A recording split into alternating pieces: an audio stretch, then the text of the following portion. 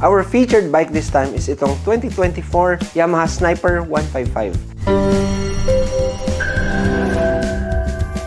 Una, tingnan muna natin yung kanyang total mileage. For the mileage reading, it's only 4,740.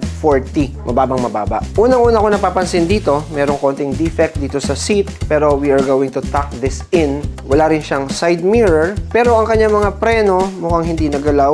Ang clutch niya, working as always. Ang kanyang clutch, medyo mababa, pero i-adjust natin yan. Preno, works okay. I had a chance to road test this bike really well. Yung engine sound, yung shifting, all good.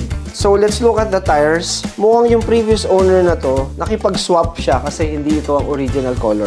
Pero we can see, and I've checked, na walang bengkong. Yung disc makapal, brake pad hindi na stock, napalitan. Pero yung kanyang condition is almost bago. Yung bolt dito napalitan na din, so babalik lang natin to doon sa original components. Naka-gold bolts na rin ang kanyang disc, but I don't trust this, so papalitan din natin yan ng stock. Ang kanyang suspension, walang leak, but this will be tuned according to the EVmoto high quality standard. Kalbo ang kanyang gulong, so we have to do something about this. Yung kaha niya, madumi, pero halos walang scratch. We are going to replace yung kanyang side mirror with Yamaha OEM product. Yung kanyang gulong sa likod, also medyo manipis na. Walang bengkong yung kanyang mags. Dito naman sa kanyang kadena, mukhang maganda pa yung bawat ngipin ng sprocket. Yung kadena niya, medyo marumi lang at saka malaki ang kanyang slap. So, i-address natin yan through cleaning and lubrication. All other components are original and intact. Wala ring tagas dun sa rear shock.